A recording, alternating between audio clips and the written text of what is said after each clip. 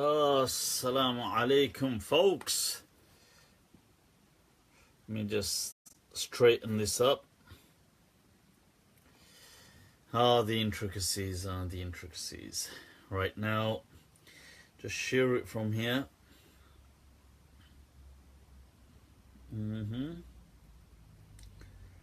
Let you guys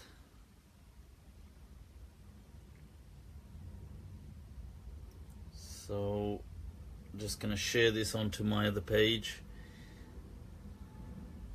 if my phone decides to respond.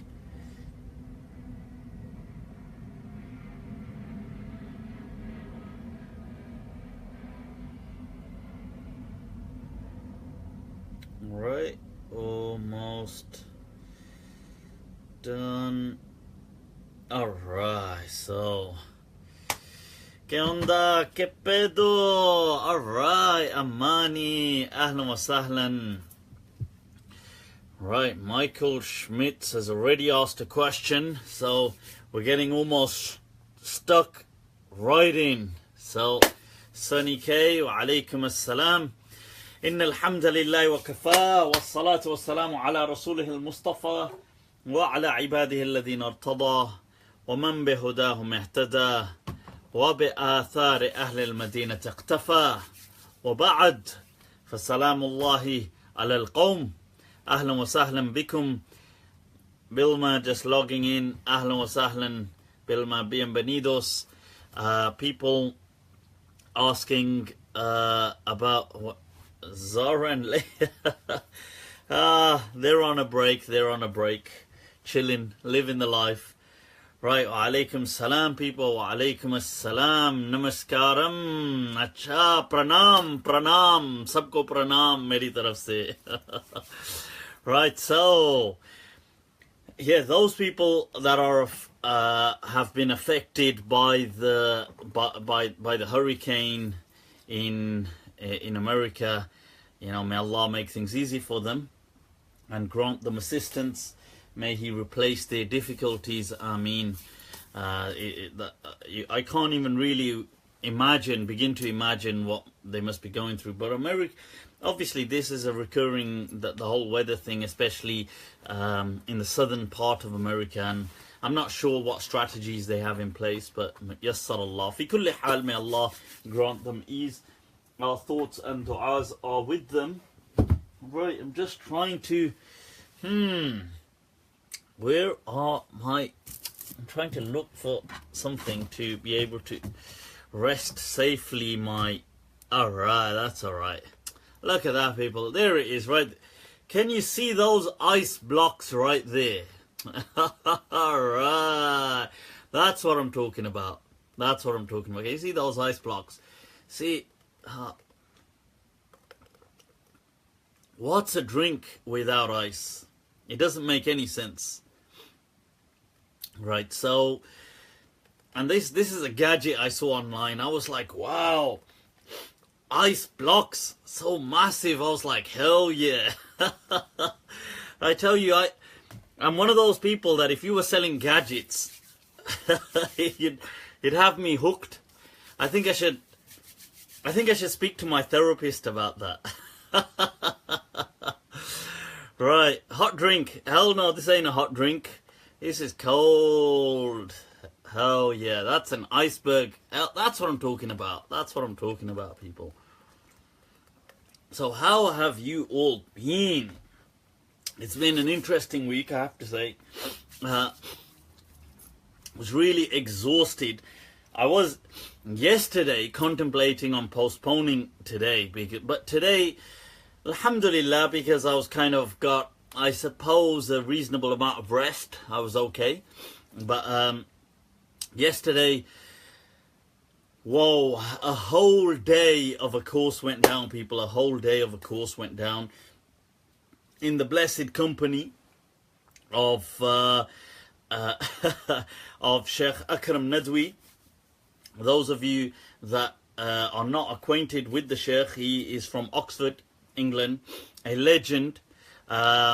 Alright, vamos con la escuela Maliki. Alright, that's what we're talking about. There is no other way except the Maliki way.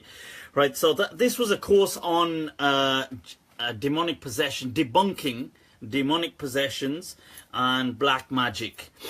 And so it was incredibly important, and there was some follow-up, very interesting questions to answer as well afterwards. Because, I mean, that were first of all related to these topics, and then they opened up to anything in general, and it ended up dealing with the concept of the caliphate and its relevance. Is there such thing as an obligation? Obviously not, negating that, but in a bit more detail, and the concept of hudud, capital punishments, and how they can change with the day and age, and also the concept of choosing opinions that create ease. So that's something that went down yesterday. The main event was obviously, this was the Q&A section in the end, but the main event was in two blocks. First of all, dealing with demonic possessions, and then debunking that there is no such thing as demonic possessions, looking at all the evidences, and then the fact that of magic, debunking the concept of this fantasy magic that unfortunately many Muslims believe in, from the Quran was Sunnah, and dealing with any problems there. So it was excellent. It was divided between me and Sheikh Akram Nadwi, so it was going back, forth, and we will be editing that. I think it will take about 2 weeks, and then following that we will share it, inshallah. Okay, other than that, some of you saw my oil Snapchat kind of video. Well, it's good to see that you guys have a sense of humor, alhamdulillah. I can't, sometimes I just can't believe the things that people will push off under the banner of Islam. It's so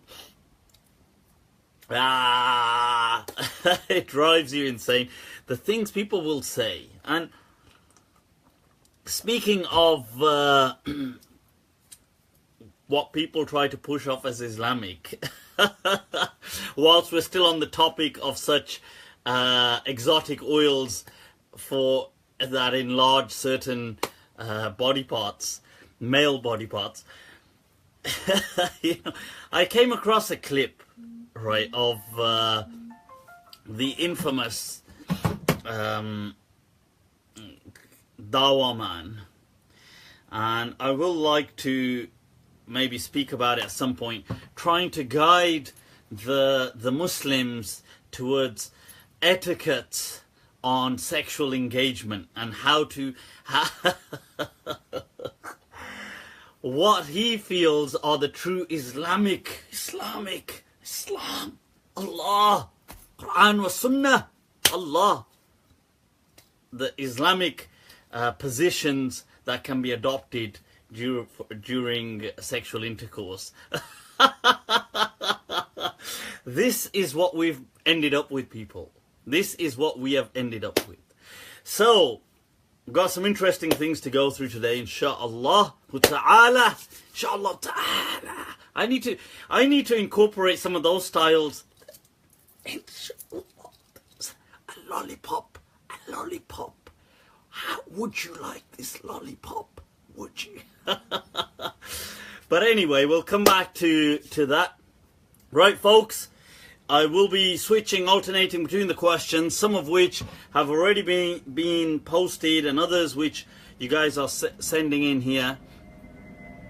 Yeah, so, right, feel free to, whilst this is running live, share this, people, inshallah, to maximize the benefit for others to learn a more, because I have to say, it disheartens me sometimes to see the amount of insanity that I see from these people, and yet the amount of the kind of circulation, the kind of backing that such idiots still have, even though they push absolute ludicrousy, this just under the banner of Islam. And then you think, well, why don't what about normal Muslims? That why are normal Muslims still supporting those kind of things? So let's get the voice of reason out there, people. A true understanding of Islam that stems right back to the school of Medina, the enlightened city, the city of the Messenger of Allah sallallahu alaihi wasallam. So yep, so that's it, inshallah. So feel free to post your questions, and you can click on that wherever it is, that share thing, and get this out there. Let people join in and maximize, inshallah, the khair. Right, so where are we?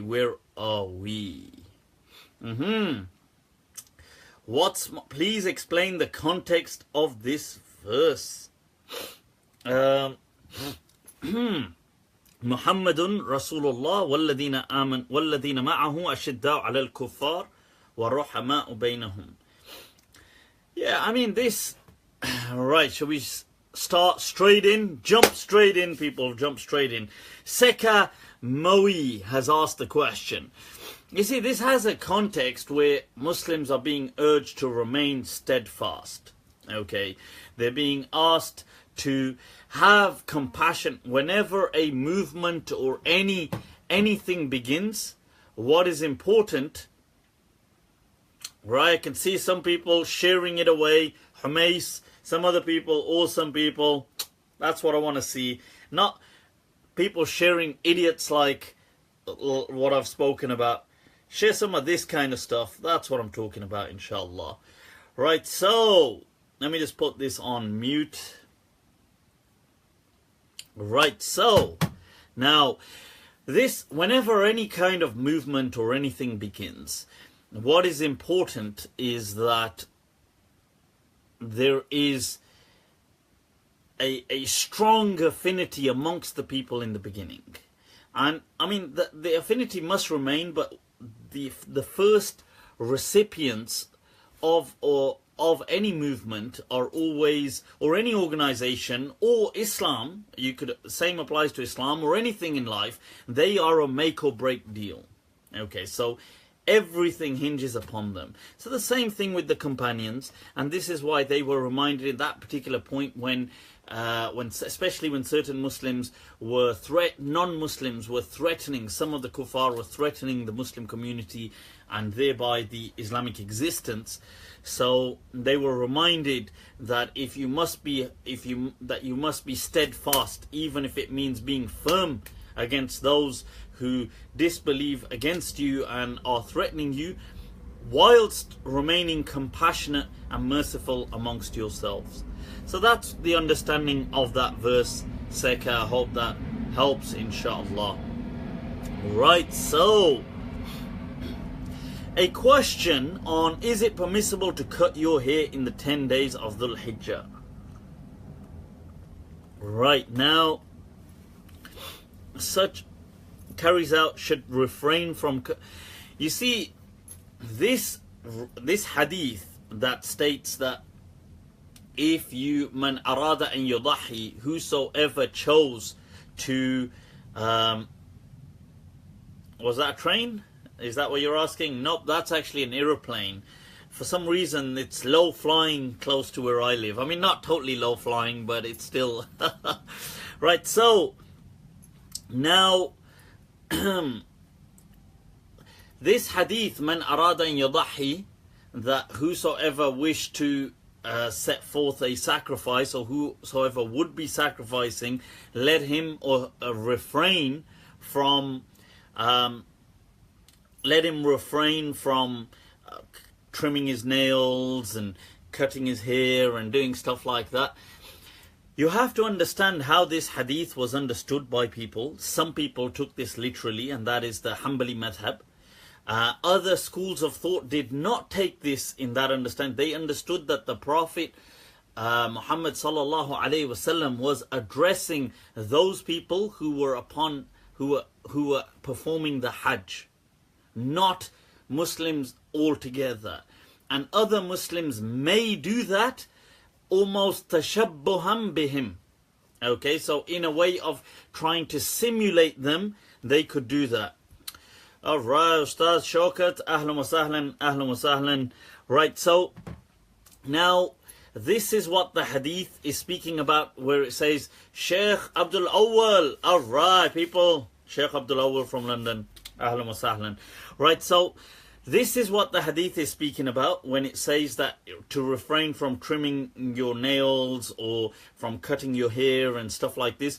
It's speaking about primarily, and the objective is to address those people upon the Hajj.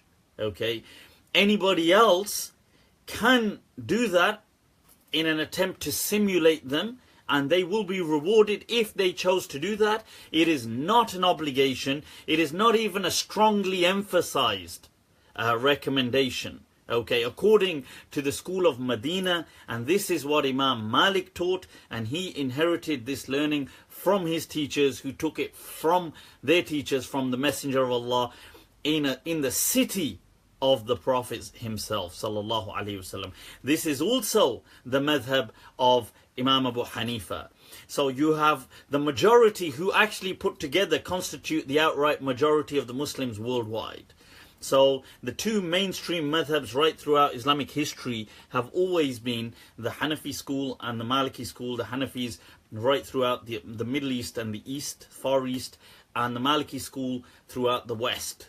And so they've always, but I mean the Shafi'iyah have existed in the Middle East as well, and in parts of Egypt, and the Hanbalis a minority. But nevertheless, so there is the other view that no, you should refrain and you must refrain. But that really, I mean, if you're going to balance out the schools of law, I suppose it's 50-50. But from the perspective of speaking essentially, the majority of the scholars have always said it was not an obligation, because they constitute the majority of the scholars always, the Hanafis and the Malikis.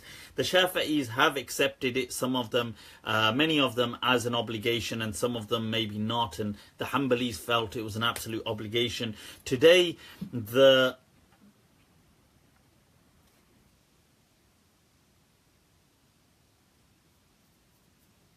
right, so today there's I know the Salafiyah really emphasize this, and to the extent that I think they get offended if they find out people are disagreeing with them. Well, as to them getting offended, you do know that you guys only have appeared on the Muslim scene since like about 200 years, so you don't really get to oust the school of Medina, which has existed since the time of the Messenger of Allah with an unbroken chain of transmission, neither the Hanafi school. So if you're going to get offended by people disagreeing, well, just deal with it. Anyway, so that's the understanding, that if you are going to sacrifice an animal, you can cut your hair, you can trim, you can shave if you shave as a Muslim man. If you're shaving as a Muslim woman, I suppose you can still do it. What the hell? But so the point is, just to explain, because that question had been asked. Somebody asked me. Somebody just said the Salafis follow the Salaf. I don't want to really make this all about the Salafis, but do the Salafiyah follow the Salaf? I mean, I doubt that. I seriously doubt that, but it depends what that question means. Okay, if you're asking, do the Salafiyah, do the Wahhabis today, and I've said before, when I use the term Wahhabi, I don't mean it as a derogatory term, even if some of them may take it offensively, but I mean it to distinguish them between who the early and the true Salafis were. When the Salafi movement began, it didn't begin with the Wahhabi Salafis. They only took the name later on. It actually began with people like Jamaluddin al-Afghani, Muhammad Abdu, and those people who were actually a voice of reason, based in Egypt and Al-Azhar and those places. It was only Muhammad ibn Abdul Wahhab then takes that title, and the the Wahhabiyah then take that once Rashid Rida kind of, for some reason, encourages them to take it. I don't know why he did that, but he did. And so they then become known as the Salafiyah. So that's why, to differentiate, I call them the Wahhabi Salafi, or the Salafiyya, the Wahhabiyya.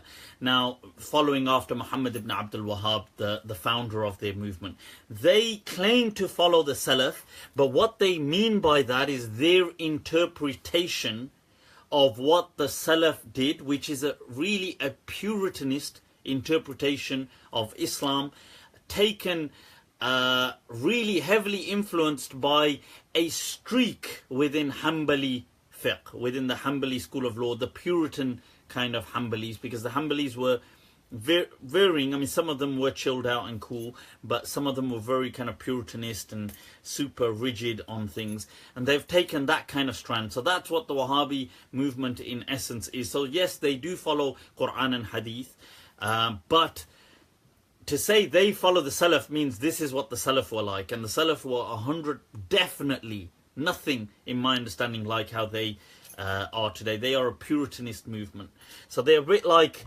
that religious movement in Game of Thrones.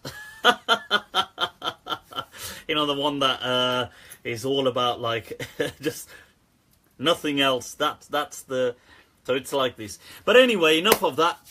That's not to kind of, and you're most welcome if you're Salafi, you're Wahhabi, you're watching this, ahlan wa sahlan, you know, nothing but love. I don't mean that in any kind of derogatory way, I'm just saying it as it is. I'm sure just as you would probably refer to the other people as mubtadi', or people upon bid'ah, or people upon this, or people, even if we're good people. The high sparrow thing, yeah. So, yeah, or a modernist, or whatever you'd like to call me. So I'm just stating it as it is objectively. Right, people, let's move on to the next question. I was asked, that question was dealing with, yes, who are the Salafis, and whether they are upon what the Salaf were upon. And no, they're definitely not upon them, but they're on an interpretation, a Puritanist interpretation of what they believe to be the Salaf was upon. Imam Hassan, ahlan wa sahlan. There was a question there about a European scholar I had given a shout out to in one of my previous episodes. Who was that? I was speaking about Sheikh Suleiman van Al, I believe. I believe that's the person you're referring to. Cool guy, super cool, and I think he's based in, he's between Belgium and the Netherlands, Belgium and Holland. So, but he's a super cool guy and awesome, and I like his kind of, you know, very contemporary, and I think he's the first person to have translated any Islamic works into, I think, either Finnish or Dutch, or one of them anyway. Right, so let's move on. Next question, people. Next question. Right, and those of you that have just joined in, as before I move on, remember to share this out there, people. Get it out there. And I will be dealing with some of Dawah Man's claims later on. Okay, so we'll get to that in a moment. So, shall we take a question? What is your take on Waseelah? Who is she? Who is Waseelah? Oh, acha, cha, cha, cha. I thought Waseelah ji. Ye kaun hai? You're talking about Waseelah at-tawassul, going to graveyards and asking the person to make dua for them. Very common in India, Pakistan. It is indeed, my friend, very common. It is indeed. Intercession. No, yeah, Waseelah is intercession, but also, this is also referring to seeking help as well. I suppose people go there and they say, Ya Sheikh, give me. They say, Peer Sahab, bacha nahi ho raha hai yaar. I'm not having a child, and so, you know, Sheikh Akram Nadwi Sahab, he told a story yesterday. He said when he was in India, one of his local villages, there was a guy there who, what he used to do is he used to write out these Taweez, these kind of tama'im, these kind of whatever, ta'widha, whatever you want to call them, these little things to take blessing from. And so people would come to him and they would say, to this Peer Sahab, not to Sheikh Akram. Sheikh Akram was relating the story. So they would come to him and say that, oh, we can't have a child, like we're trying, but we don't have a child. So we want a child. Can you give us a Taweez that's going to make us have a baby? Although babies, last time I checked, are made by other means. Nevertheless, this too is a theory. You know, teach the controversy, as they say.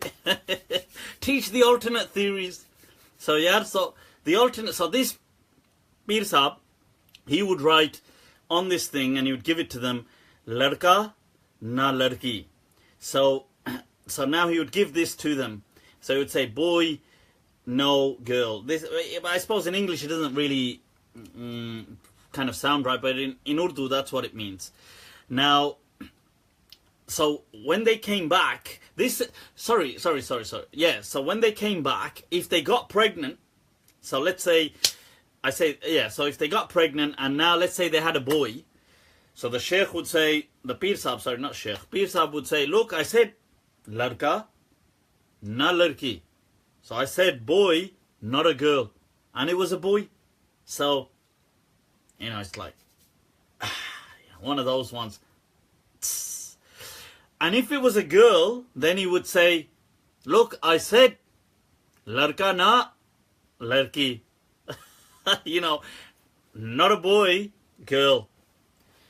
And if they came back after a while and they said, look, nothing, you know, we've been trying, nothing's been happening, he would say, to yahi to bola tha, this is what I said, ladka na ladki, not a boy, not a girl, nothing. Sheikh Akram, I swear, I loved his stories yesterday. He was sharing a lot of kind of personal anecdotes. But, right, so let's move on. What is your stance on the triple talaq issue and the recent case in India, Hindustan? Right? What is my take on it? Mera Bharat Mahan. Right? The thing is that, okay, what's happened, so for those of you who haven't caught up with this, is in India, the I believe it was the Supreme Court, they passed legislation outlawing, so they've kind of prohibited, made it illegal to recognize the 3 talaqs. That's my understanding. Yeah, so it's not that you can't give 3 talaqs, but my understanding is that it's now not recognizable. So, but I don't, and you see that people were saying, oh, this is so great, and now we've got all this, you know, it's been a huge breakthrough, and we've got all this, it's a massive step forward. I'm not so sure that it is. Yeah, verbal talaqs. I'm not so sure that it really means anything. Because the problem is that those people who give this talaq, they will just believe it anyway. And the women will believe it even if the court doesn't believe it. So I don't know if that is a solution. That's, I suppose, a part to the solution, which in my understanding isn't as great as the media was making out. I feel that the problem is still exactly where it was. The problem is that the ulama need to start accommodating. This is a grassroots effort. You can't have, you see, to have the Supreme Court dictate it. It's like if in the UK today, let's say in the UK, not the Supreme Court, let's say legislation, Parliament legislated that 3 talaqs are invalid. People just won't care. They'll just carry on. They don't really, you know, make any, it doesn't really do anything for them. And those who give the talaq will carry on to giving it. And the women who have had it given to them will still believe it to be valid. So the relationship is still awkward. So what we need is the ulama to be more accommodating. The ulama to teach these things. Okay. That's what, and the ulama to say that, look, this opinion now, and to do their own ijtihad. That's what we need.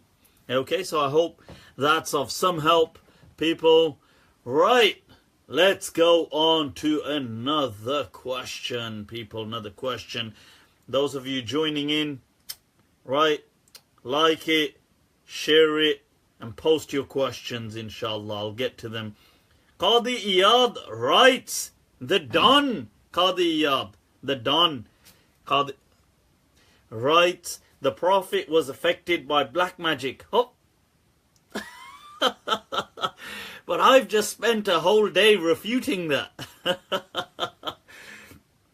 Did all the classical Malikis agree with this? Ya Adam al-Masri? Well, first of all,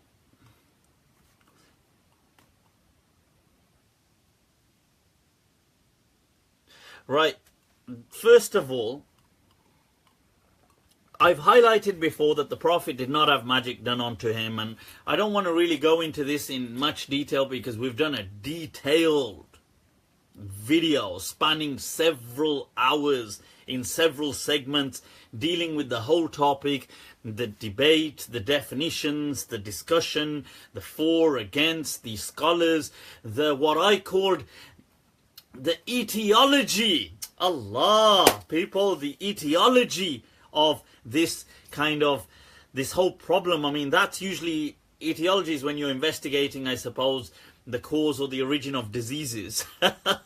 or it could be issues like this which are like that, because this has become like a theological disease. So, and I've gone into explaining why the scholars took the stance they did, and it was nothing to do, you know, with, so even if you get people like Qadi Iyad and so on saying this, there's a reason, there's a background to all of that.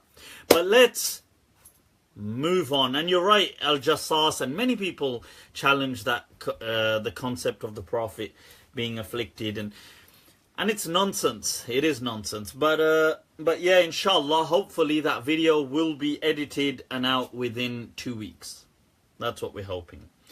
Right, so somebody asked a question there about Allama Iqbal, and in his book he denied the coming of an Antichrist. Did I take my vitamin C today? Nate, you're talking about the Snapchat vitamin C.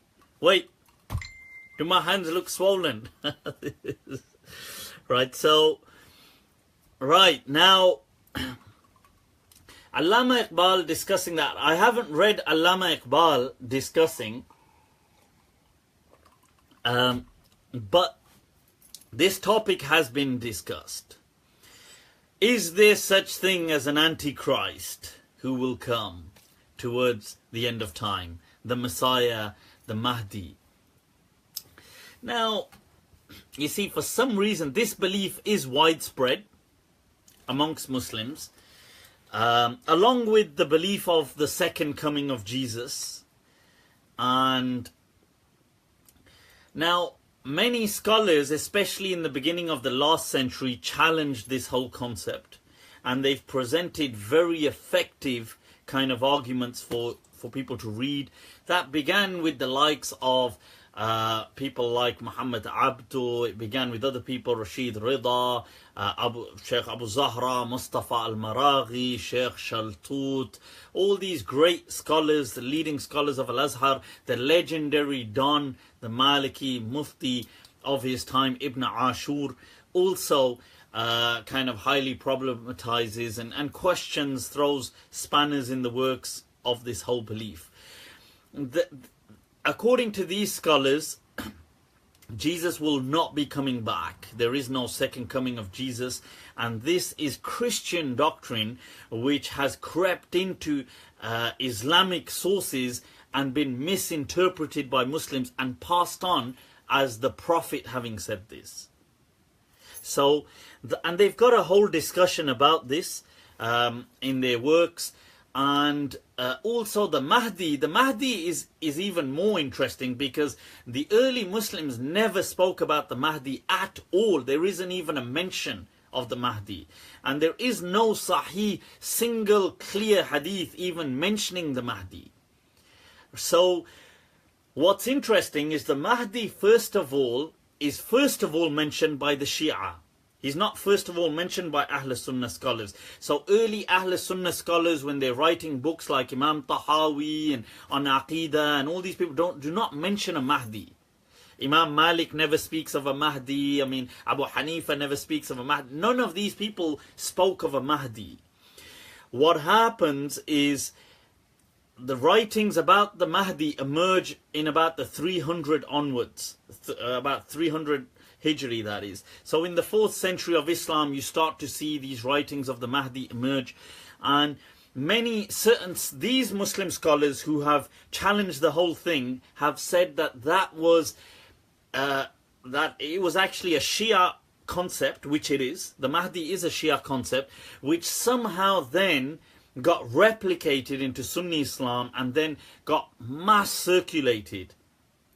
So that's what it is. And Ibn Ashur in his book highlights that this thing of belief in Isa coming, and Ibn Ashur does highlight that many people, including people like many scholars within Islam, Ibn Hazm and many other people, I believe maybe Ibn Hajar as well, even Imam Malik, Ibn Ashur in one of his riwayat mentioned that their belief was that Isa actually died on earth, a natural death.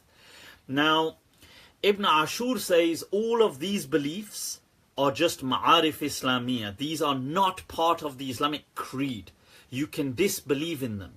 There's nothing, he says it does not impact your iman, and many scholars have said this as well. So, and I am clearly on that understanding that it does not impact your iman, and if you choose to believe that, that is, in my understanding, that is fine. That is, if you choose to follow these great scholars of Islam, there is no harm in that. They were legends within Islam, and this is not a belief contrary to what some people may push. This is not from the Aqidah of Muslims. This is from Islamic information.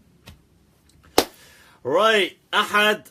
Those of you that don't know, that's Sheikh Ahad from London just joining in. People, those of you that are joining late, as I've said before, right, like it, share it, get it out there, share the thing, and post your questions. Let me get to them, inshallah. You see, it's interesting. Robin kind of just wrote there that,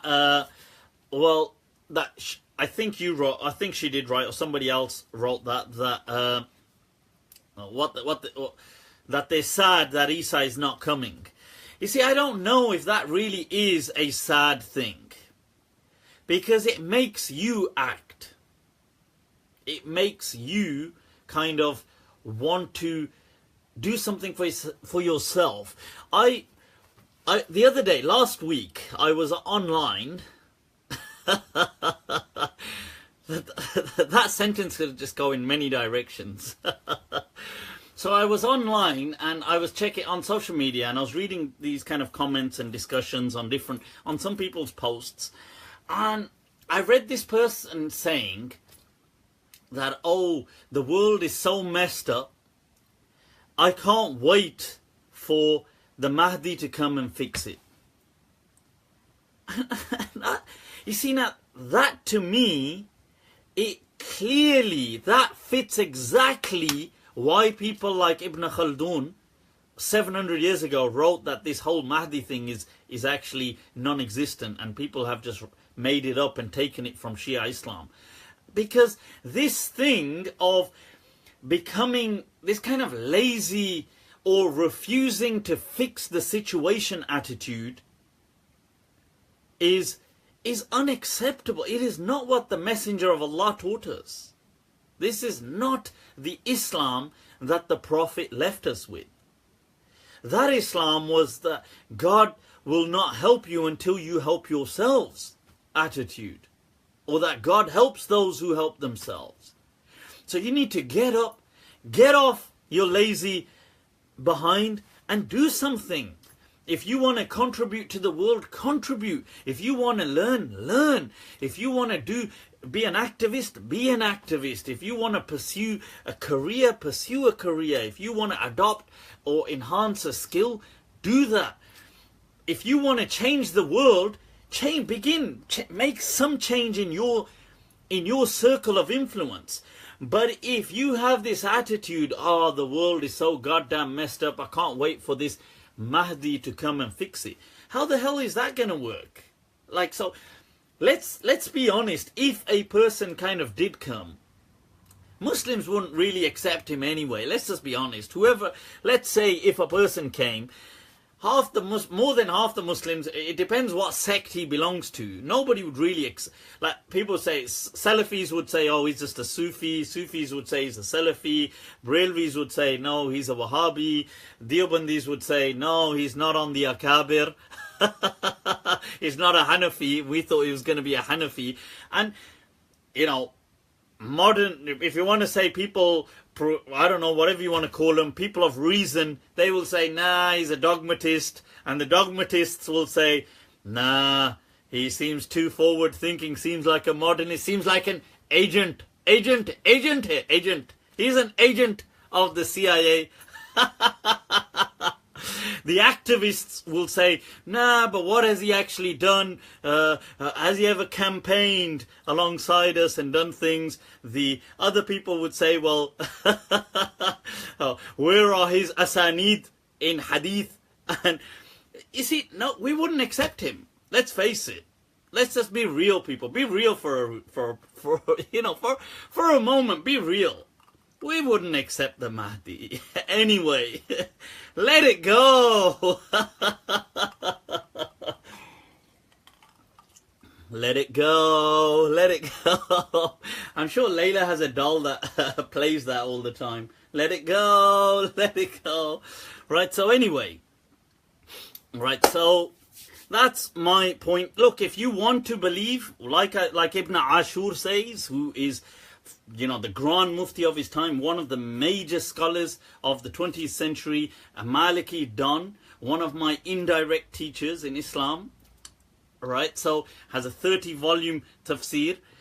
Right now, this on the Quran, as he highlights, look, if people want to believe in it, they can. This is only Islamic information. It is not Islamic creed. It's up to you.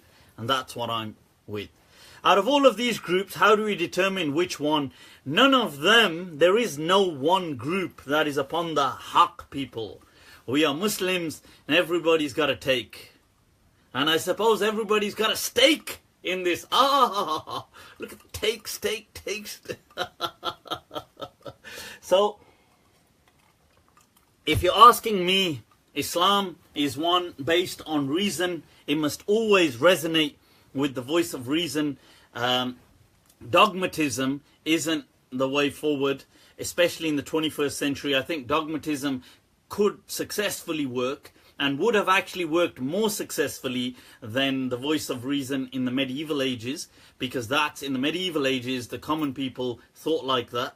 So it would resonate with them more. And if you were very forward thinking or very kind of relying on the voice of reason, as Islam does, the common people may not actually, you may not resonate with them. But today, alhamdulillah, times have changed, okay? Ustad Yasin has just logged in. Alright, people. Right. Ustad Yasin had shared some interesting points yesterday on why the whole ruqya scene isn't actually what it appears to be. And a lot of it is, it's either a facade or it's just illusory and make-believe. But that's interesting. Right, so just to clarify these questions, and I hate to, you know, burst your bubble, people, some people's bubble. And I know many people will probably hate me for saying this kind of stuff. So to them, I would have to say, if you hate me,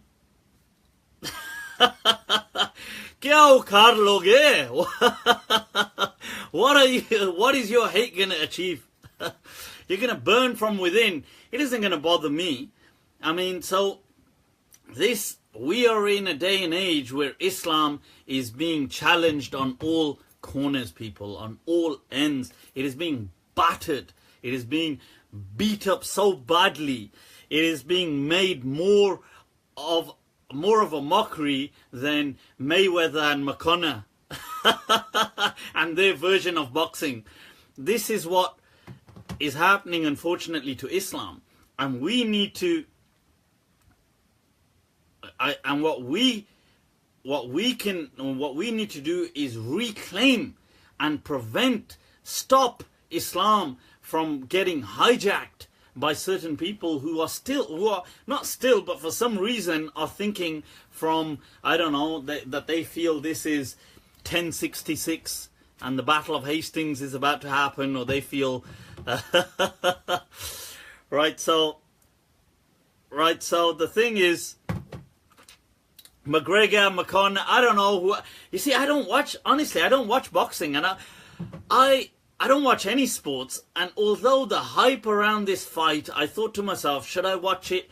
Not that I could, because I had a full course the next morning.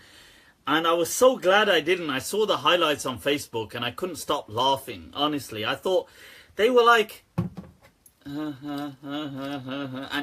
I can't stand that Mayweather, because, I don't know. I mean, I suppose as a kid I watched boxing, and that was the day, I suppose, people like Tyson who boxed. If you want to watch boxing, they used to actually box, not just run around a ring and just hey, let's see who can run around the longest. And I don't know, but each to their own, I guess, each to their own. Mufti Sahab, what are you drinking? Natty. You see those ice cubes? That's style, people, that's style. Right, now, again, a request. Let's see, what is your stance? I've answered that. What is my... I didn't answer the question on Waseelah. Sorry about that. Just to come back to that. My understanding on Waseelah, people, on seeking intercession and asking people to do things, and will you give me a child? Will you ask God? Will you do this? My point to them, my advice and sincere advice to them is, look, let me draw your attention to the words of God. And they are that where Allah says to you that call unto me. That Allah asks, He commands you to ask Him, and He says, Astajib lakum. I will respond to you. So why don't you just ask Allah? And people say, yeah, but Allah loves this person more. But look, what kind of a pessimistic attitude is that? Look, I'm not saying whether Allah loves some people more than others, but that's not how Allah taught you to do it. You see, what you're doing is analogizing upon human beings. You are treating Allah as though He is a man, or anthropomorphizing Allah. You are saying Allah as though He's some kind of a king or a ruler that, you see, I can't approach Him. I don't know Him. Do I know anybody who knows Him? The usual Paki thing, there's too much protocol. There's too much protocol. So I need to kind of approach Allah through people to kind of, so He can be okay with me. So if I said to you, look, here's a councillor, or here's a parliamentarian, or here's a president, or you'd think, I can't just go to him and ask him. He'd be like, who the hell are you? Have you ever done anything for me? So you are assuming that God is like that. And that's wrong in your assumption, because Allah says, Laysa kamithlihi shay. There is nothing like unto God. You can't figure Him out. And secondly, Allah says, Ud'uni, that call me, that ask me. Ask me. Says that, ask, and I will give. Allah says all you have to do is ask and I'll give.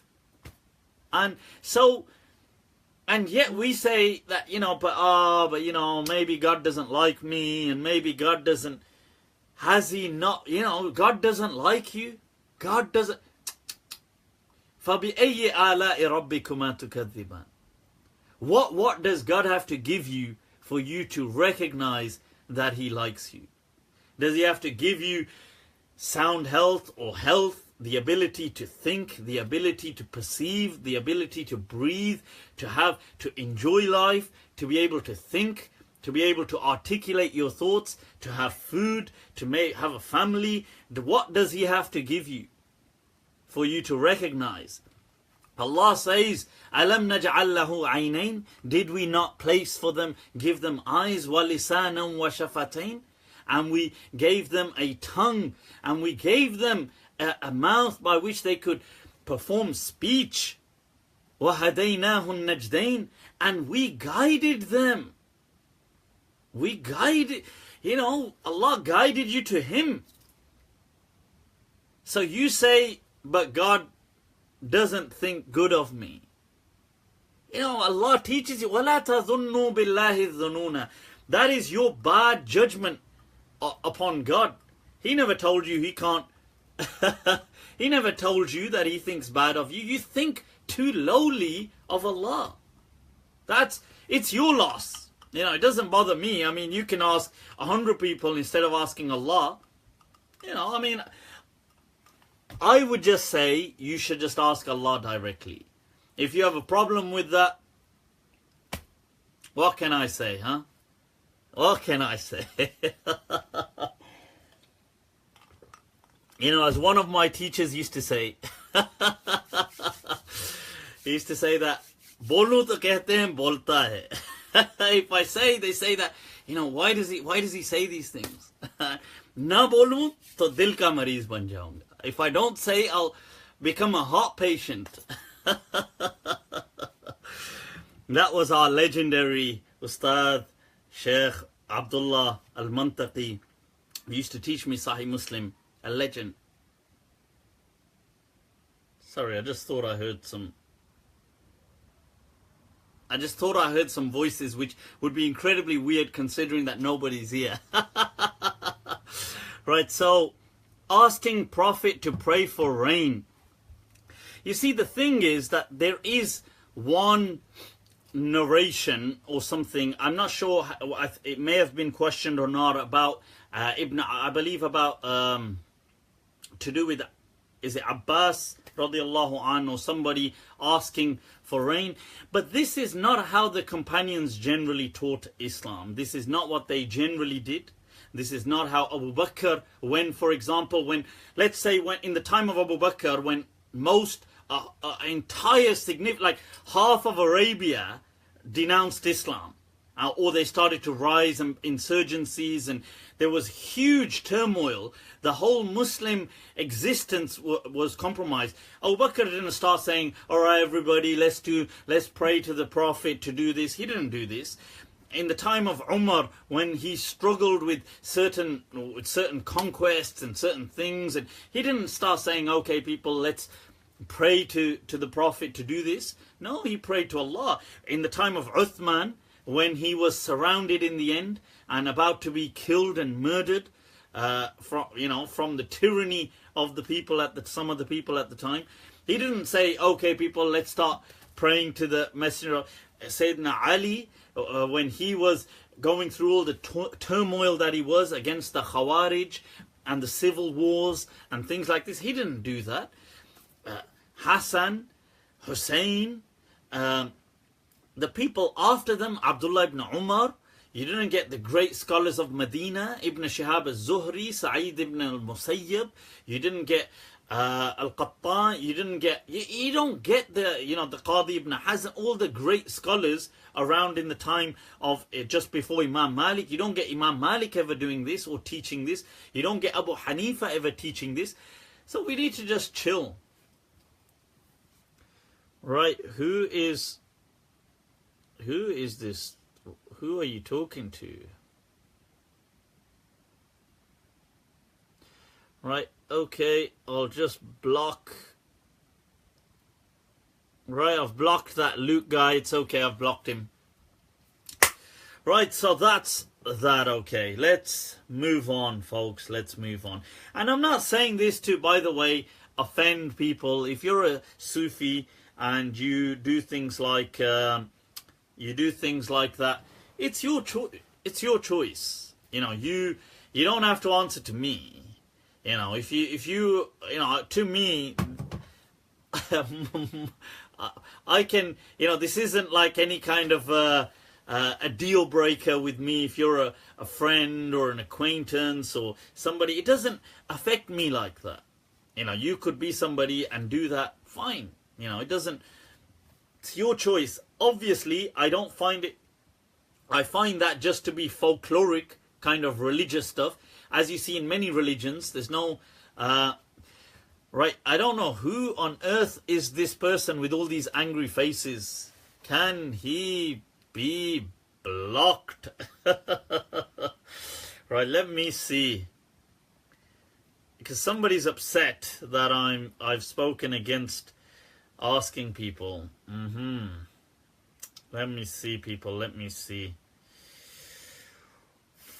Right. Sorry, just one moment.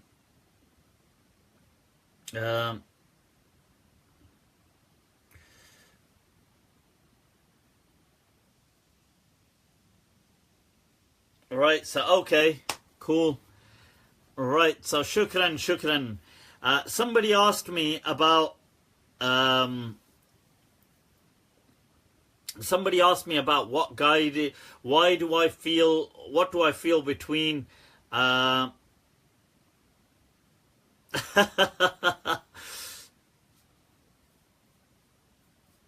Right. So somebody asked me what do I. This is so. Right. Well. Right, damn. Alright, let me speed this up. One moment.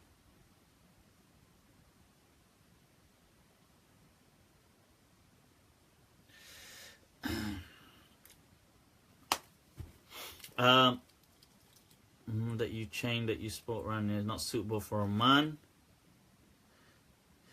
Somebody, Majid Abdullah said, what you are saying is right, but my reminder to you that the chain you put around your neck is not suitable for a man, but it is for a woman. Right now, okay, I didn't know, I didn't realize that you like your women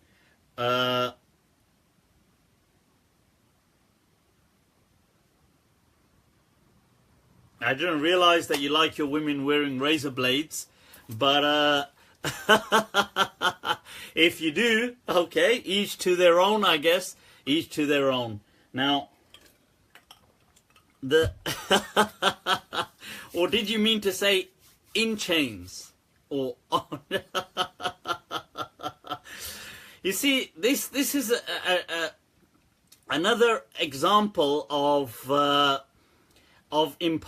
superimposing your cultural perspective onto an incredibly vast Islamic tradition, where the Islamic tradition being 1400 years old, and you come with your, a perspective and you want to superimpose it on the entire history of Islam.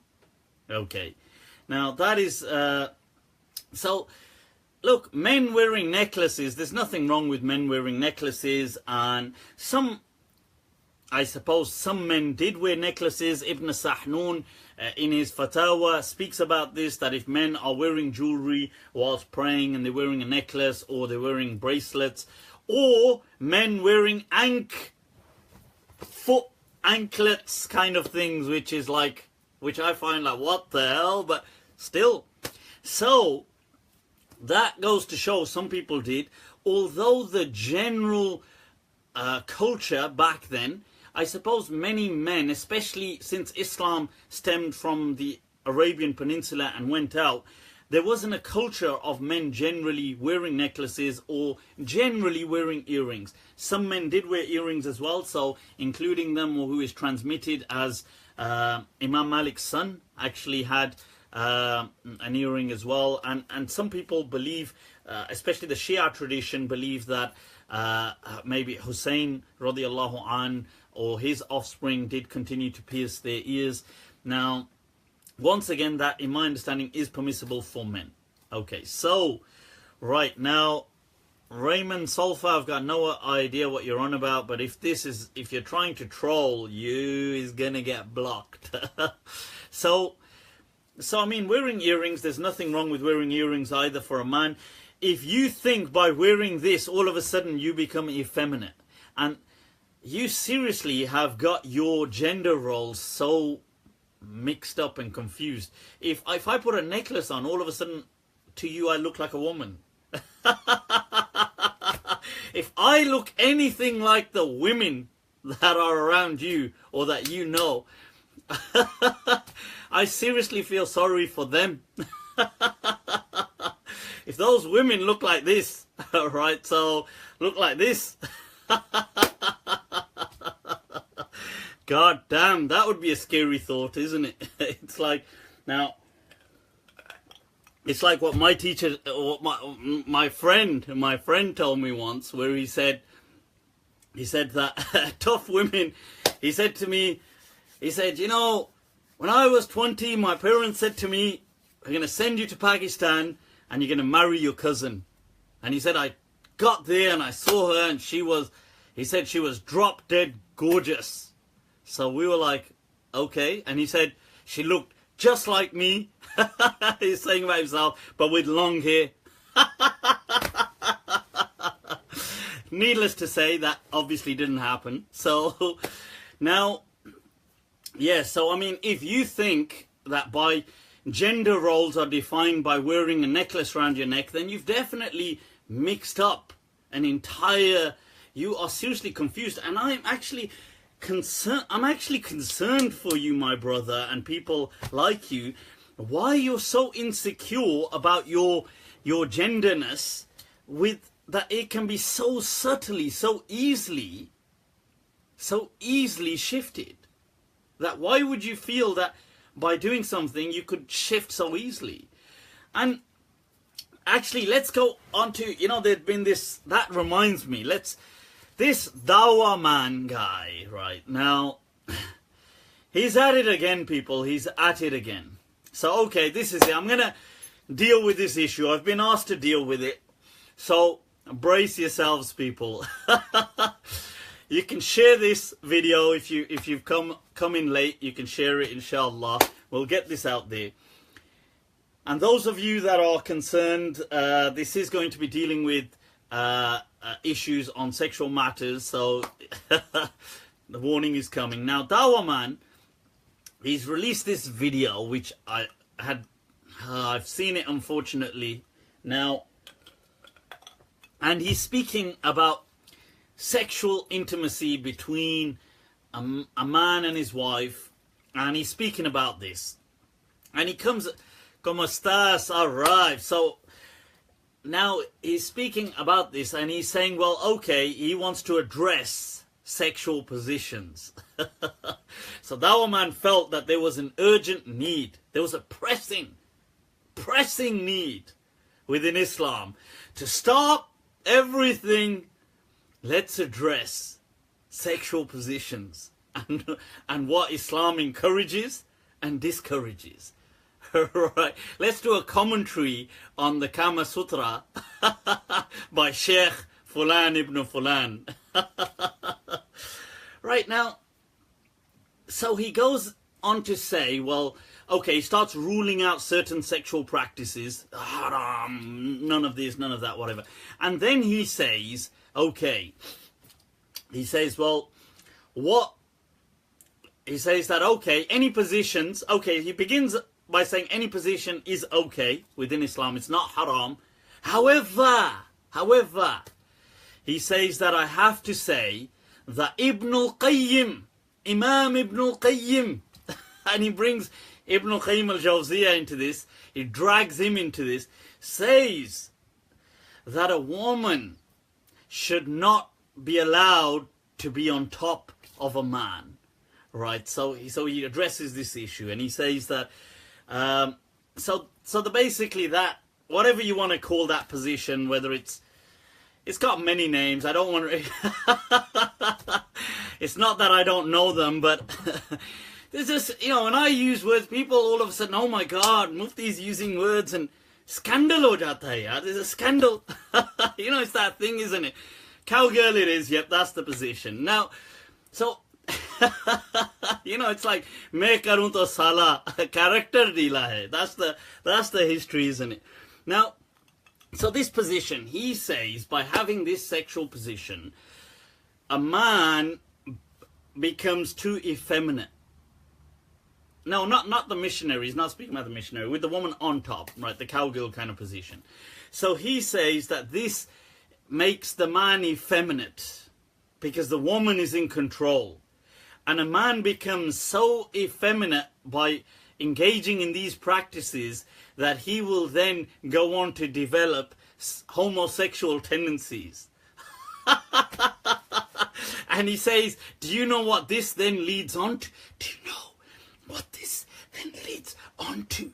Do you know that there are people who do this then?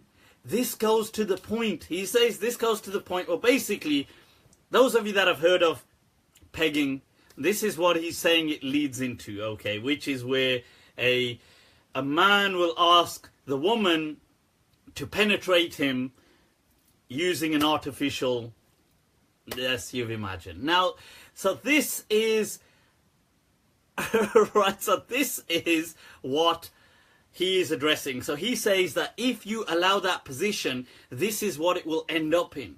It will end up in you having a desire to be sodomized.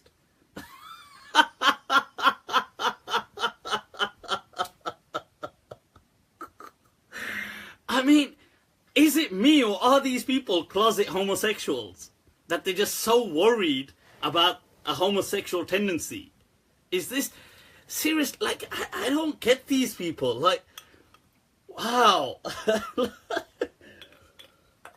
So he says, Ibn Qayyim al-Jawziyah is saying that you should never allow a woman to do this position because it will destroy you and it will lead you, it'll destroy your masculinity and you'll end up so on, so on, so on, blah, blah, blah, blah, blah. And this is being circulated, people, in the name of Islam. This is being circulated in the name of Islam. And he does, okay, look, we'll do justice. He says in the end that, oh, I'm not saying it's haram. I'm not saying it's haram. It's haram, haram. I'm not saying, but you should not. But these things they lead a person to great evil. They lead you to this, what was the words a perverted, an extremely perverted lifestyle. I genuinely, honestly, I don't know what has become of, why are these people so scared of their masculinity? Like, you know, if you're a real man, you're a real man. You don't need, you know, like, you don't just, oh no, I've become a woman. Like, it doesn't. Anthony saying, don't knock it till you try. Ah, yeah. Naughty, naughty. Oh, well, what makes you think that people haven't tried it? Do you think they just qualify to write a commentary? So anyway, so I find these things totally absurd. And I hate the fact that you're right, these things do come from Christians because Christians have a very Puritanist outlook towards Islam. They feel that Islam is all about, to religion. They feel that religion is all about refraining from any desires, any sexual desires, and they feel that sexual activities are only for procreation, not recreation. So it's not recreational, it's procreational. So anyway, and the last time I checked, this wasn't the Christian faith, so, but it's a shame that these things get circulated under the banner of Islam, and it then brings disrepute upon Islam. Right, people, let's move on to another question. What do we have? What's a question, people? What's a question? Throw them up. Throw them up. Let's see. Right, so people constantly still writing the position. It's okay. We get it. We know what it is. Right, so what are ways you can get Jannatul Firdaus and how you save yourself from hell? Be a good human being. How about starting right there, Jalaluddin Nawaz? Be a good human being. Help other human beings. Awesome. Right. A lot of best time to make dua. Anytime and every time you can make dua. Whenever you want. The hadith do highlight that, look, you can, when a person is in sujood, when a person is doing sajda, that is one of the greatest times to be close to Allah. But it doesn't mean that is the only time. You can, on your own, you can do, whenever you, the best dua is the one made from the heart, people, made from the heart.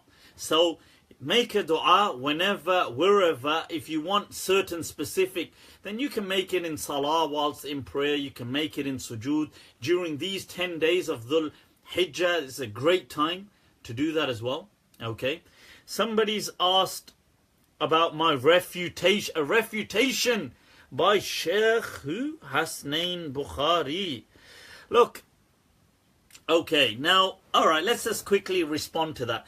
I don't want to, what is the collection of books behind me? There's a lot of books behind me, mainly all dealing with Islamic kind of literature, dealing with commentaries, either on prophetic teachings of the Prophet Muhammad or on Islamic kind of jurisprudence, rulings, things like that, okay? I hope that helps. Other things as well, the Arabic language, grammar, poetry, you name it.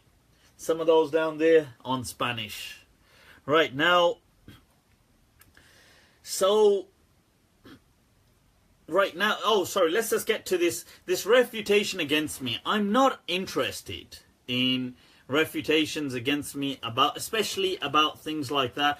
I did a video a while back because I was a bit upset about what I was seeing online about abuse coming from certain sects, the Shia sect namely, but I don't generally like this whole thing of sectarianism. I do not like that in general. Sometimes I'm a human being just like all of you. Sometimes I can be affected. I might read something and you might sway into kind of, you might end up getting involved in a back and forth and, oh no, I want, those are in Spanish. I totally love Espanol, right? Absolutely. So the thing is now, so just to clarify, so I did do some, it went back forth. I had some responses to me about this whole thing to do with the companion of the Prophet Muhammad sallallahu alaihi wasallam, Ali, and his cousin and his leadership. So I kind of spoke about that, and some people took offense to it, and it went back forth. And I did some videos, and they're available. They're on YouTube, where I kind of refute this whole concept of why I disagree with, for example, the Shia belief. I wrote that about it's a political thing, and what I strongly disagree with is the abuse. That abuse hurled towards anybody shouldn't be condoned by any religion. That's my understanding.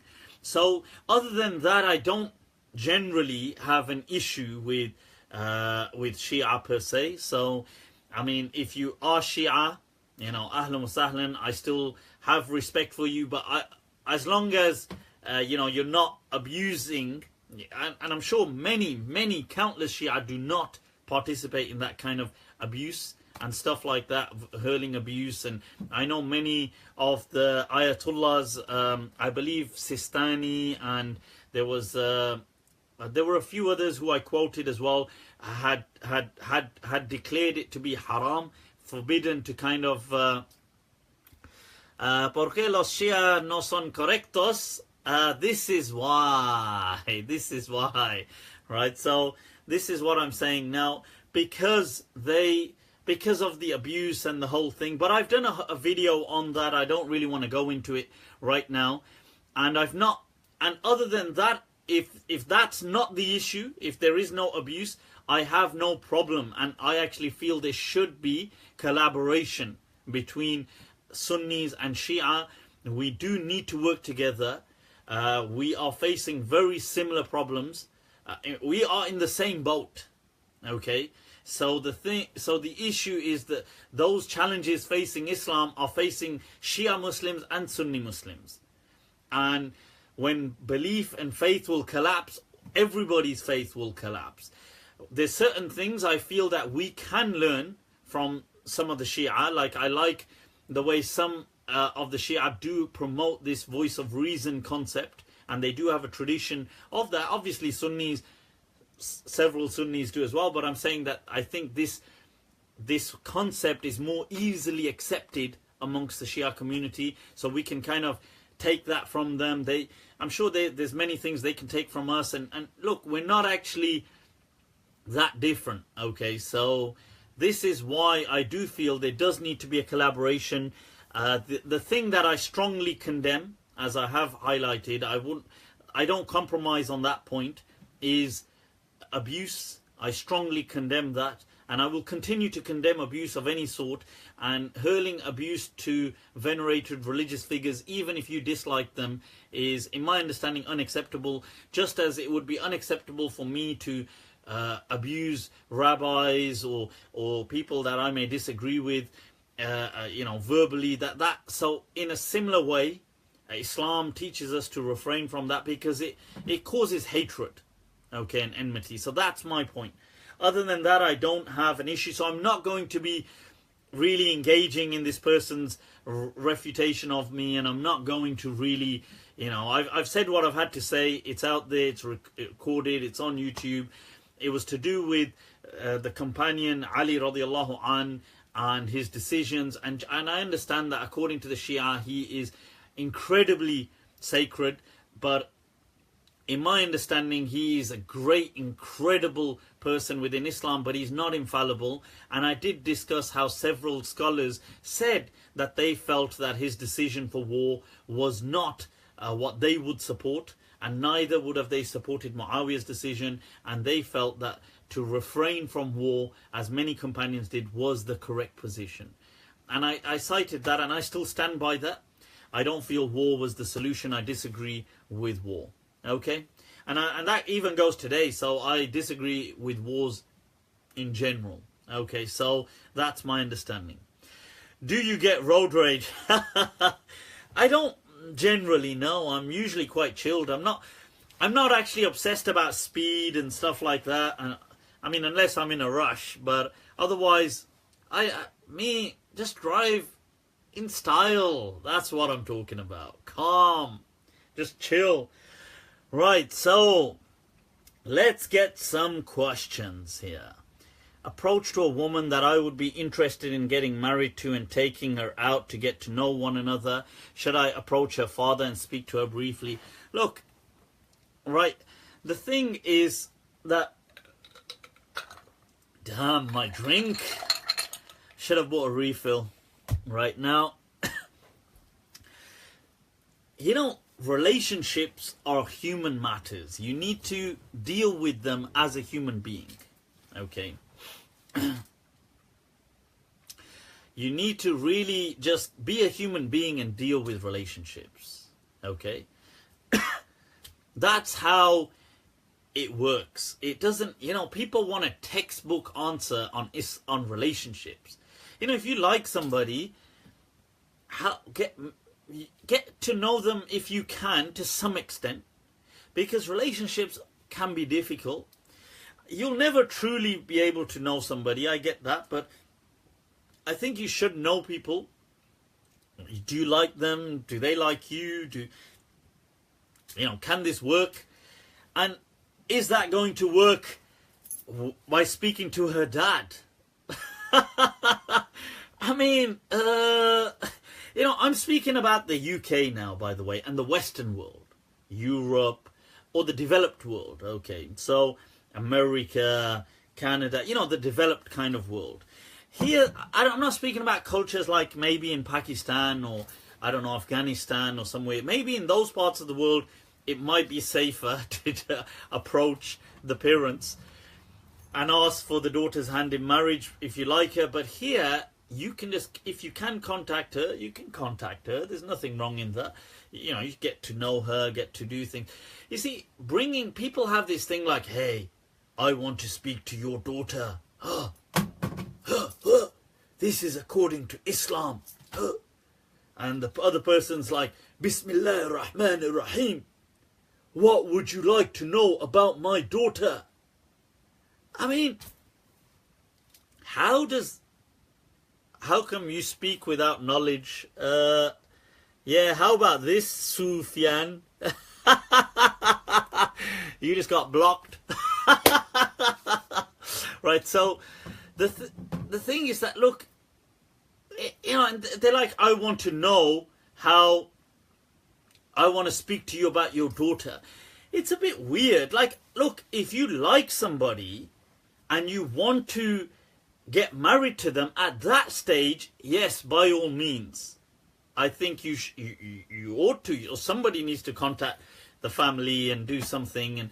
But if you haven't decided whether you like the person, I think that's your important decision first. I mean, you don't have to follow this advice. This to me is just common sense. I heard some people getting offended. I read somewhere, you know, when you're bored and you Google your own name.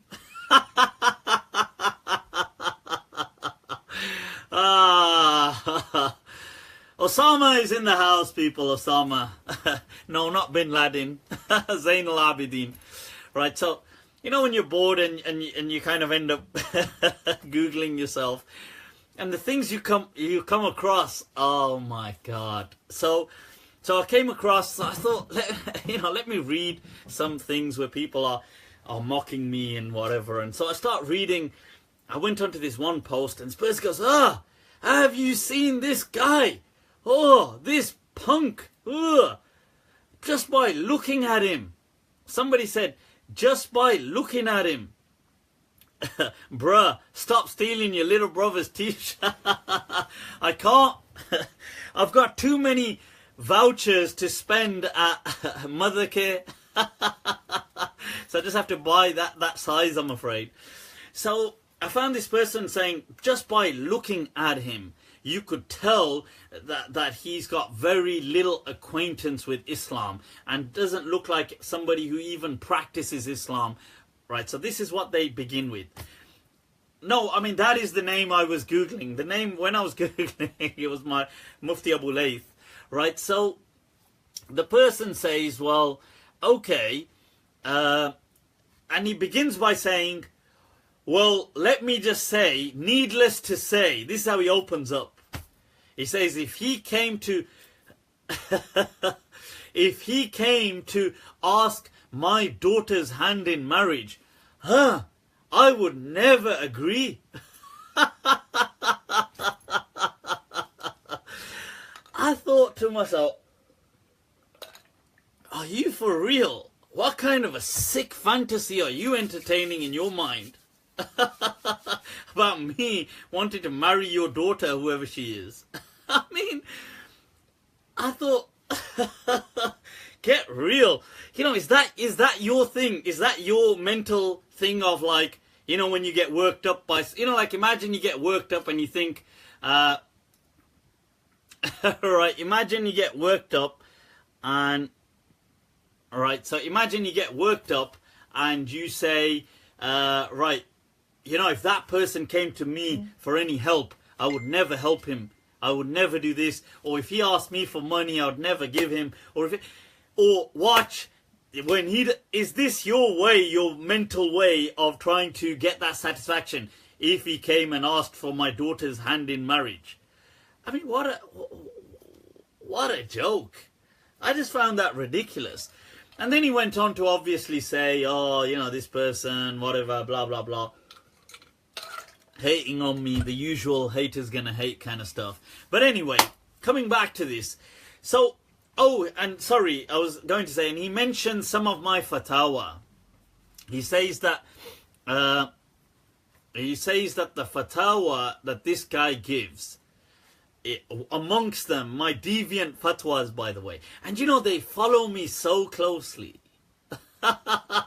So the haters, you know, they watch all of my videos, all of my, wow, I'm kind of like, I don't know, flattered, I'll be honest with you. So people, if you're amongst my haters and you're watching this, mwah, love you, yar. Don't worry about it, man. You keep doing that, right? So the thing is, look, now he said from his deviant fatwa that he gives is, amongst one of them is that he says you can meet a girl in a cafe and chat to her if you want to. You can do that. Especially if you're looking to get married, you can meet her without the wali and stuff like that. And I thought to myself, like, isn't that just common sense? Yeah, and they bring up the one on masturbation. Yeah, they go, oh my God, they get so offended. And anyway, I don't even want to go there, because the truth is, if they deny it for themselves, they're only liars. So look, if you meet a girl, or if a girl meets a guy, you can get to know each other. It's perfectly fine. How else are you going to know each other? And if you want to meet, if you want to go get a coffee, if you want to go do something, there's nothing. Islam, in my understanding, does not object to that. Okay, you can do that. People in the time of the Prophet, there is a hadith in Sahih Bukhari of Abu Sanabik that he goes to the woman's house and he's there alone with her, chatting to her. And I'm not saying, okay, go to the house and do that. I'm saying, people asking me about cafes and things like this. But the hadith in Bukhari, when he finds out she can get married, he's the one who marries her. So there's a dalil right there. Look, this kind of stuff, this natural chatting, it used to happen. The Prophet was well aware of it. He did not condemn it. It is not haram. Okay? You can meet somebody in public and you can chat to them and you can get to know them. People say, oh, you're going to flirt. But that's natural, you're going to flirt. Duh, you're going to flirt. That's like, what else are you going to do? I mean, are you going to... I mean, if you're like seducing the waiter by accident, then that would obviously be very... that would be seriously confusing. Like, then you just realize, damn, like, especially as a guy, if you realize, I think I just accidentally seduced the waiter instead. Right, so somebody said probably a weak hadith. That hadith is in Bukhari, Sahih Bukhari, okay, so it's not a weak hadith. Right, now, right, so the thing, so this, why I say this, now look, okay, for a moment, let's just pause. I have so many people, honestly, I deal with so many people that are that are on the verge of getting an Islamic divorce, okay? I deal with many, countless, sometimes every day. Now, a lot of these people, I always speak to them that how did you get to know each other? How long has your relationship been going on? What are some of the key issues about the breakdown and stuff like this? And I'm telling you that it is, look, true, all relationships can break down. I get this, right? That's fine. I mean, you could be the best of people, but it could still break down. But I think at least give yourself a fair chance. That get to know somebody. So, you know, if you want to chat to somebody, if you want to ask, I mean, we live in a day and age in a society where people are so different. You have to remember something. Am I a scholar? I am indeed, I'm afraid. Mufti. A certified Mufti, I'm afraid. So, end of times. Right, so, right now, the point is that we live in a time where everybody has a different mind frame, a different kind of frame of mind. They think differently. It's not like in the time of the Prophet Muhammad sallallahu alaihi wasallam. Which ayahs is that? Because I think there's a few, and so I can block, but I don't want to block the wrong people. Right? In the time of the Prophet, most people all had a very similar mindset. Like they did, living was of one type. People generally all thought on a very similar spectrum. Yes, they had slight different tastes and personalities, but it wasn't, remember, society was not about, hey, it's all about you, be true to yourself, live your life, hey, pursue your dreams, hey, goals, aims. The world didn't live like that. This is a very modern, this is a postmodern, this is only a recent way of living. It's only been a few decades that humanity has evolved like this. And I'm not saying it's great, I love it, but I'm just saying that the world did not live like that. And people in the past got married just for pragmatism. Like it was just a functional thing to do. Like, I get married. Very few people ever got married based on romance. Ever. Today, everybody is, I want that dream. I want to marry the one I'm in love with. I want to do this. I want to do that. And the expectations are up there. So, and everybody in this society is so different. You could be a nerd. I'm not trying to diss nerds, but living next door to somebody who is a drug dealer, who's living next door to somebody who is a goth, who's living next door to somebody who collects stamps, you could be like the world here is so idiosyncratic and personal. That's why you need to, I think, get to know people. If you're going to meet somebody in a cafe, you can, look, it's a public place, so there can just be the two of you and the public. It's cool. There's nothing wrong with that, okay? So, right now, let's move on to another question, okay? Right, another question. People, if you just tuned in, share this, get it out there, get some of this insanity, or the voice of reason, as I like to call it, out there. Click share, put it out there, post your questions, and let me get to them, people. Let me get to them. Right, so, where are we? Where are we? Right. Where are we, people? ¿Dónde estamos? Where are we? Right, the thing is... right, I'm just trying to get into some of these questions that have been posted here.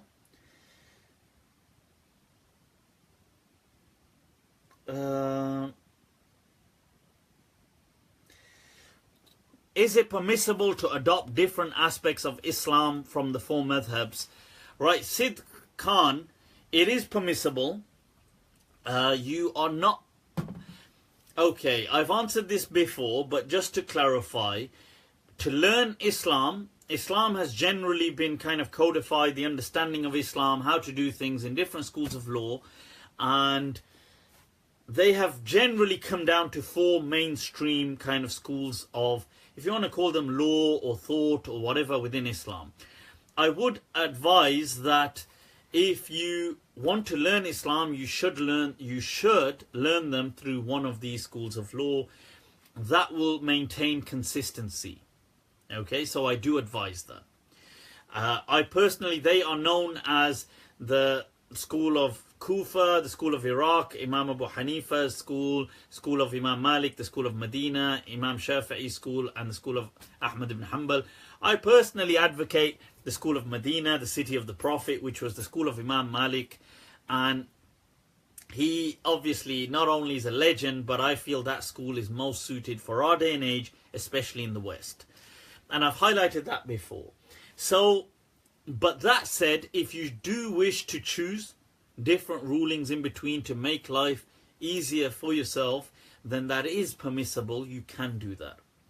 And if you are school of suicide bombing, what the hell are you on about, man? God damn. Right, blocked. Right, so that's my explanation. You can I've blocked that person, yeah. So you can choose different things to make life easy, but in general, I do advise that you learn your Islam through one particular school. On that note, I'll give you a little announcement, inshallah, following Eid, maybe a week after. I'm just choosing the platform that it will be delivered on, because I think Facebook Live is not the best option, but I will be delivering classes on fiqh. I've chosen a text from the Malikiyah, from the School of Medina, that I will be delivering, inshallah. So watch this space, inshallah, for more of that.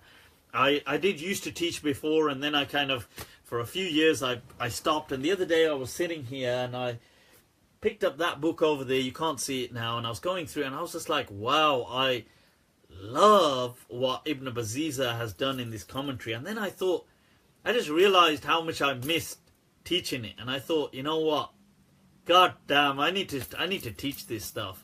So inshallah, it's coming back on. It's coming back soon. I just let Eid go past, and I'll chat with my team, with my little crew, with my homeboys. All right, and we'll get inshallah something going. So I do advise sticking to a school, and really the Maliki school. So it doesn't matter what school of thought you are, jump ships, people, because this ship is gonna make it there much faster. Right, so, but if you need to pick and choose, you can, okay? If you need to pick and choose, you can do it. It's not haram.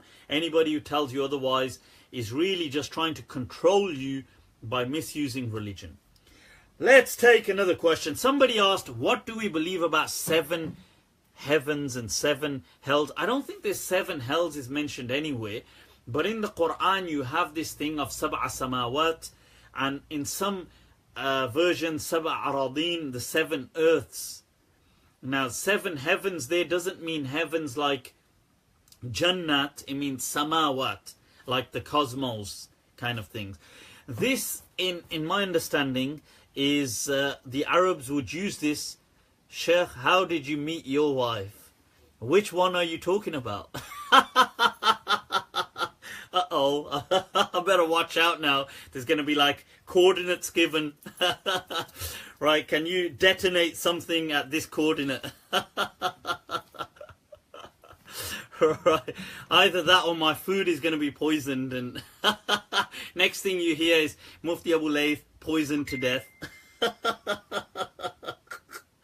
Right, so now, right, so coming back to I've lost my yeah, so it mentions in the Quran about the 7 heavens and the 7 earths, so to speak. 7 was used by the Arabs for a great number. That this was a common number they referred to. You need to learn how to laugh. Well, I'm sorry, Shabnam G. Shabnam X. Shab X. Hame Shama kijiye Prabhu. Right, so I ask your forgiveness. Right, so Nathan, that's not true. Okay, right, so this was used by the Arabs, the number 7, for just excessive. Just as we have today, people in English, there's certain numbers that are commonly used. So this was used. So today, people like for a brief amount, people always generally use the term like 2, like, hey, give me 2 minutes. Hey, give me 2 seconds. This is just it's a figure of speech. Okay, it's a way of speaking. And the Arabs used to do the same thing for saying 7. 7 of them. Like, there's just loads of them like that. So, yeah, like in Game of Thrones, the 7 kingdoms. Right, what's gonna happen, huh? Game of Thrones, who gets the Iron Throne? Well, we can't discuss that here right now. So when Allah is speaking about the 7 heavens, He's speaking about the vastness of the cosmos. Okay. Somebody had asked earlier on as well, can there be alien life? I believe there can be alien life, and why not? Why not, people? Why not? Somebody asked earlier on, what do you think about the jinn? Are they aliens?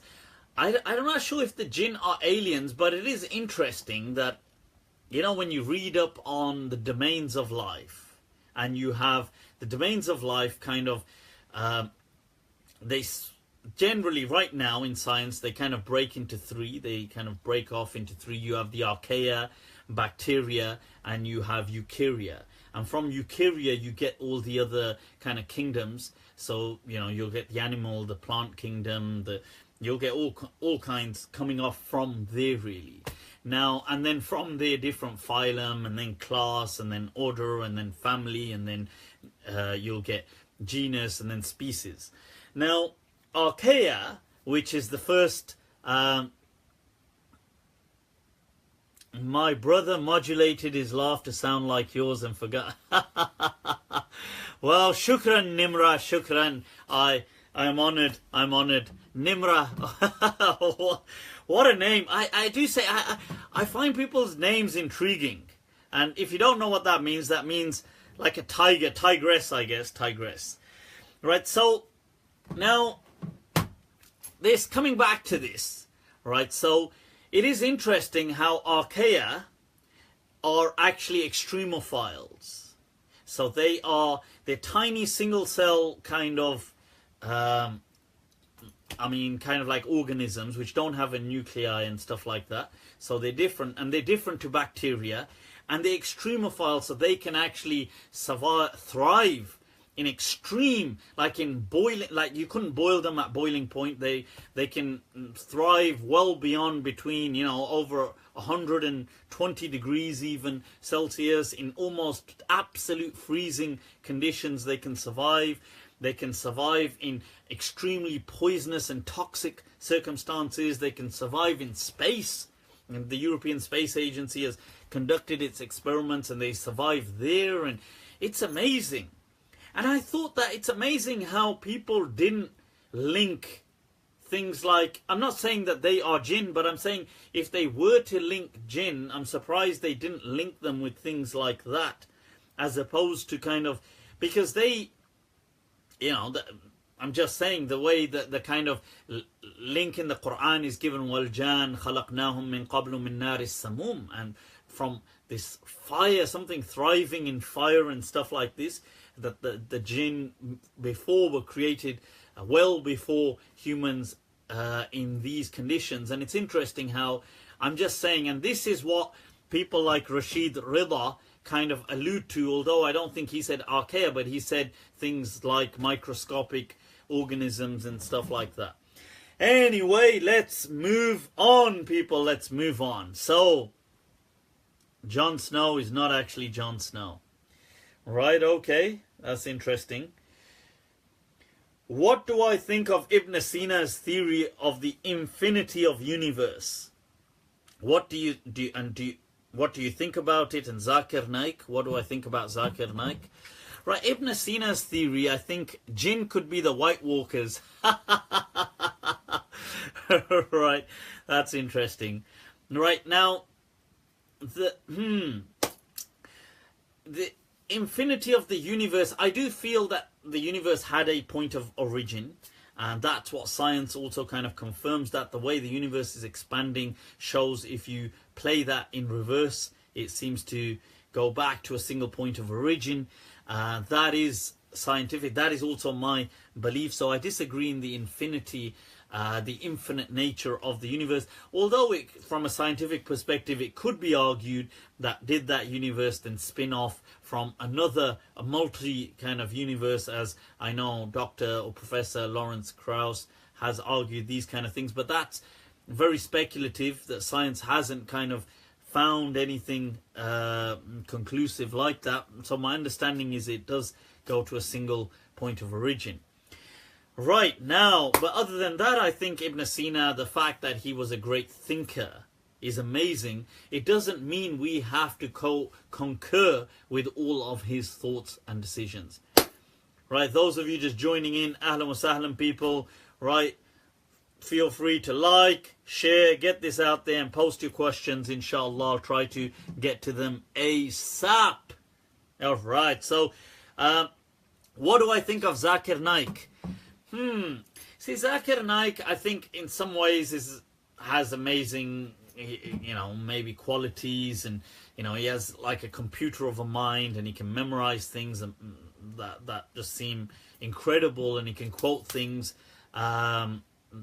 things done like this book, this page, and this, and he definitely has a like a kind of market or an audience that he has tackled and engaged in I think comparative religion and stuff like that. So that was great and admirable and deserves credit.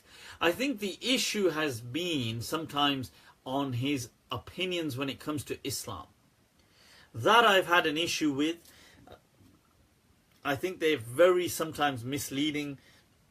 They're very kind of typical Salafi way of looking at things, very kind of Puritanist, and his response on one of the questions to evolution was just absolutely absurd. And his response to some questions are just so... Anyway, I don't really want to go into them, and they do more damage from that perspective than they possibly aware of. Right, so what are some other questions? Where are these questions gone?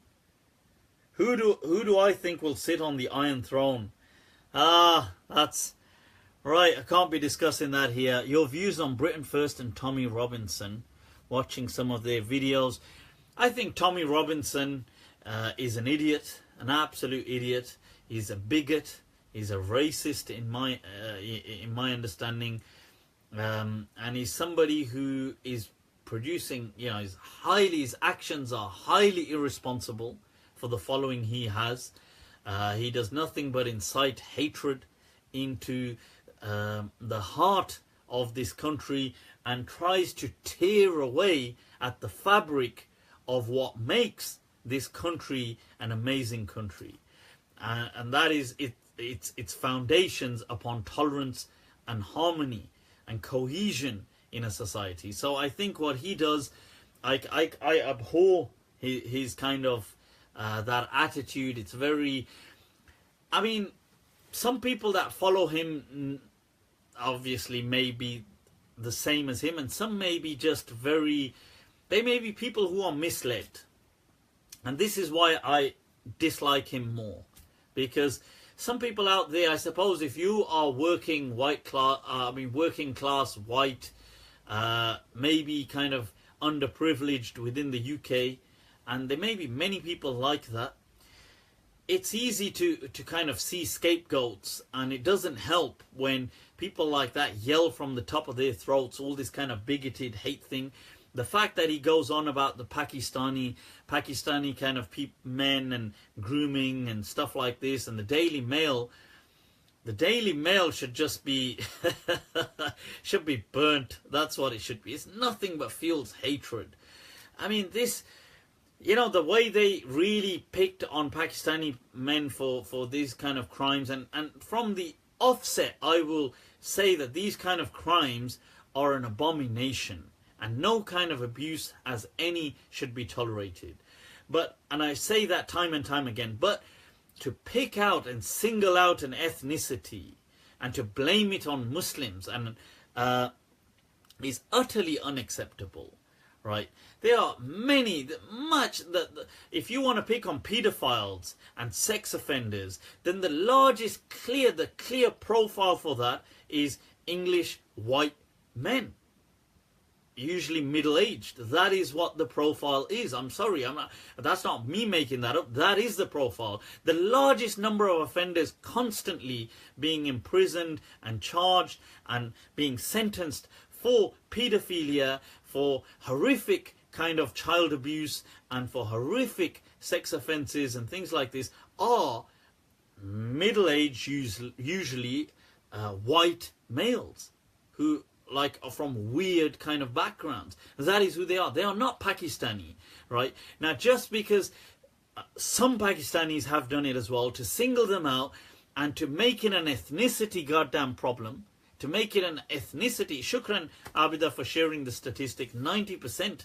That is, wow. That is, see how overwhelming that is. To make it and then some people say, well, it's not surprising their Prophet married a child. The Prophet did not marry a child. Aisha was in her late teens. despite what some idiots teach out there. Okay, and I've got a detailed video on the age of Aisha. If you haven't seen that, then please do. It's on YouTube. Like it, share it, get it out there. Let people hear what is the true understanding of Islam.